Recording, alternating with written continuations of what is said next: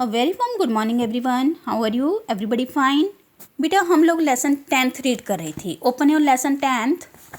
हाँ, lesson 10th ही कर रहे थे ना? मैम रॉन्ग तो नहीं बोल रही? मे बी सॉरी बेटा, sorry. Lesson 9th। Which lesson? Lesson 9th। And what's the name of lesson 9th? Waste and its management.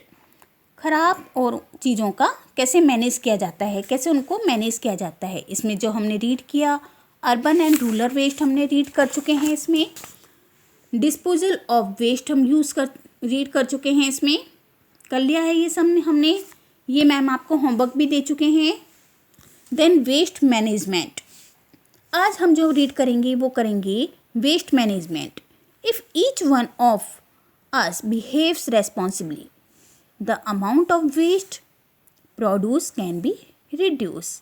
अगर हर कोई रेस्पॉन्सिबिलिटीज़ के साथ में ध्यान रखे कि कैसे हमें वेस्ट चीज़ों को रिड्यूस करना है, यूज़ करना है, तो इतनी प्रॉब्लम्स नहीं आएंगी। The best way to manage waste is to follow the 3।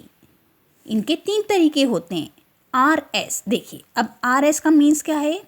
R for reduce, R for reuse and R for recycle. Clear? R for reduce, R for reuse and R for recycle. अब ma'am आपको ये बताएंगी कि reduce क्या होता है, reuse क्या होता है एंड रिसाइकल क्या होता है। तीनों में क्या डिफरेंस है? Reduce, it is necessary to reduce the amount of waste we produce. It is necessary, ये ज़रूरी है कि वो रिड्यूस किया जाए अमाउंट ऑफ वेस्ट को वी प्रोड्यूस, जो हम इकट्ठा करते हैं। Use products with less packing. हम क्या करते हैं, छोटी छोटी चीज़ों को भी पैकिंग में पैक कर देते हैं, और with packing that can be reused और रिफिल्ड। फिर क्या होता है, वो पैकिंग रीयूज्ड हो जाती है और फिर वापस से फिल हो जाती है।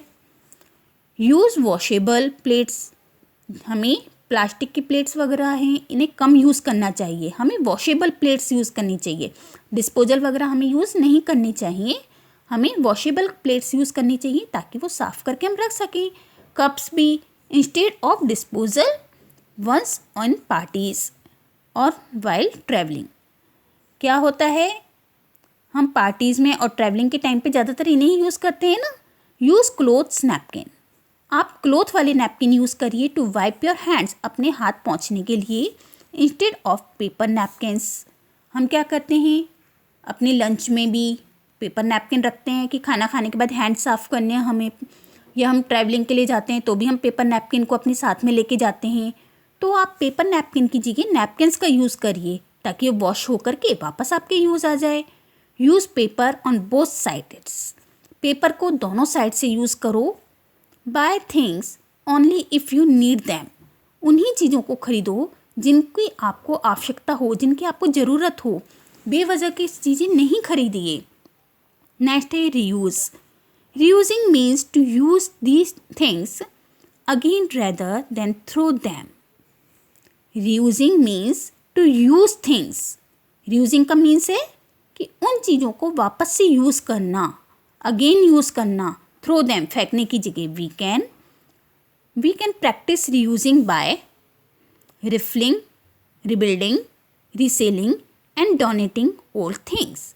हम क्या कर सकते हैं, इन चीज़ों को वापस से रिफिलिंग भी कर सकते हैं, रिबिल्डिंग भी कर सकते हैं, उसको वापस से बना भी सकते हैं और उसको वापस से बेच भी सकते हैं, या फिर हम उसे डोनेट भी कर सकते हैं, मतलब किसी गरीब को दे भी सकते हैं ताकि उसकी यूज़ आ जाए। Reuse gifts, wrapping paper two wrap another gift. जब आप किसी गिफ्ट को पैक करते हैं, तो हम क्या करते हैं, गिफ्ट पेपर का यूज़ करते हैं। तो आप वो गिफ्ट पेपर तरीके से खोलिए और उसको वापस यूज़ कर सकते हैं दूसरे गिफ्ट को पैक करने में। Do rough work in the pages left in old notebook. Rough work करने के लिए ज़रूरी नहीं है हम एक न्यू नोटबुक परचेज़ करें। हम अपनी किसी भी पुरानी नोटबुक को यूज़ कर सकते हैं। जो उसमें पेजेस रह जाते हैं ना पुरानी नोटबुक्स में, उनको हम यूज़ कर सकते हैं ना, और करते भी हैं, हम तो अच्छे बच्चे हैं। Reuse plastic bottles, cans and jars. जो प्लास्टिक बॉटल्स हैं, कैंस होती हैं, जार्स होते हैं, जैसे किसी भी, मान लीजिए हम कोई बॉर्नवीटा ही लेकर आए, ठीक है, बॉर्नवीटा का जार खाली हो गया तो आप उसको यूज़ कर सकते हैं।